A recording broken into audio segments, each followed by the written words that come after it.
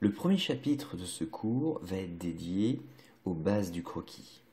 Lorsque vous faites des croquis en dessin, il faut partir du principe qu'il ne faut pas s'attarder sur les petites erreurs qu'on va faire. Dans un premier temps, si je dessine un visage comme ceci et que l'ovale du visage ne me convient pas, on ne va pas passer du temps à gommer, ensuite refaire, etc., etc. Votre feuille blanche, vous la prenez comme ceci et vous en faites plein. Plein d'ovales.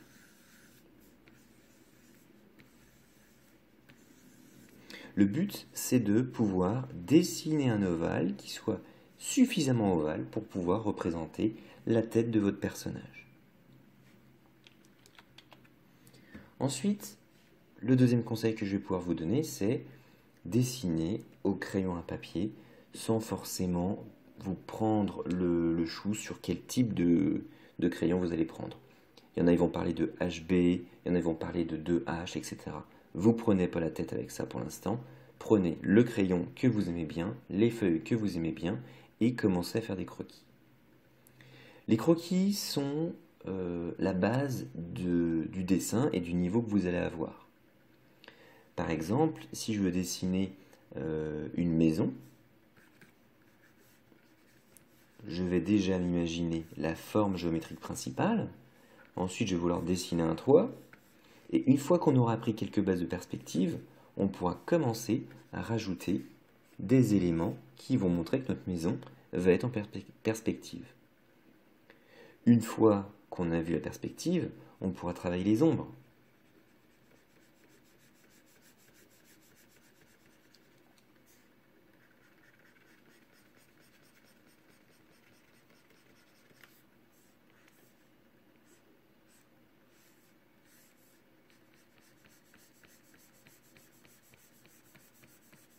Etc., etc. Donc en fait, nous allons voir que le dessin se décompose vraiment en plusieurs étapes. Dans ce cours lié à l'anatomie, nous allons voir comment utiliser les meilleures techniques pour apprendre à dessiner des humains de manière très précise.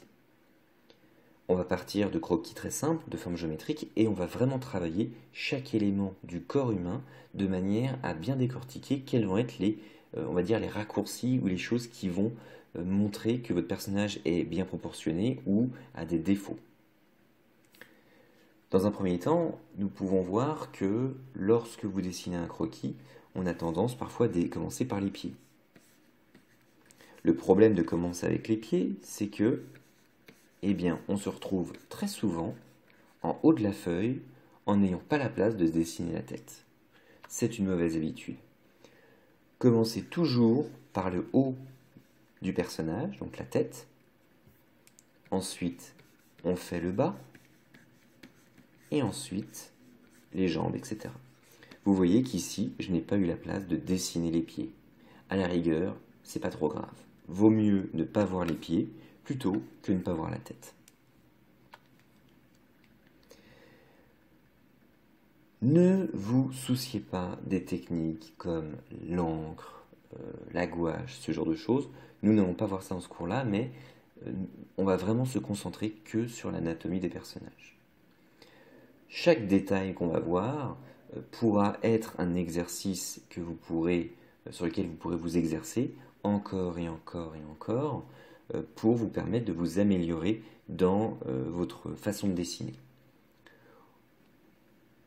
Autre détail, les gens parlent souvent du style de dessin. Eh bien, le style de dessin que vous avez, on s'en fiche, c'est pas grave. Il y en a, ils disent qu'ils recherchent leur style, il y en a qui disent qu'ils n'ont pas de style, il y en a qui disent qu'ils ont un style très particulier. Dans ce cours, nous n'allons pas nous fier au style de dessin que vous pouvez avoir, nous allons nous fier purement à la technique de comment dessiner des corps humains. Une fois qu'on aura dessiné et qu'on aura vu les bases principales du dessin, nous allons voir ensuite les différentes poses, puisque le corps est fait pour être utilisé, pour être bougé, et on va voir comment dessiner un personnage en mouvement. Donc tout ce qu'on va voir dans ce cours, que ce soit de l'anatomie pure ou des petits conseils comme ce que je suis en train de faire pour ce premier chapitre, Toutes ces choses-là, vous pourrez les revoir, les relire, les revisionner ces vidéos de manière à vous exercer encore et encore et encore. L'une des principales qualités du dessinateur, c'est de ne jamais se fatiguer à dessiner des personnages ou à dessiner des objets, des maisons, etc. C'est la quantité qui est le maître mot de votre talent futur. Ne vous souciez jamais de bien faire dès le premier coup. Tous les dessinateurs qui ont, entre guillemets, du talent, sont en fait des personnes qui dessinent en quantité.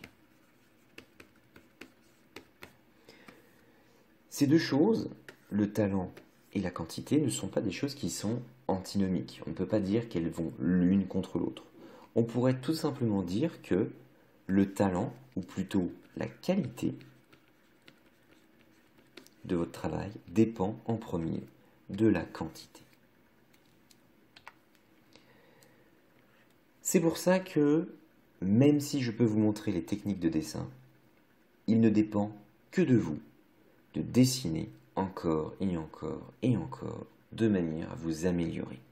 C'est votre travail personnel qui vous fera vous améliorer.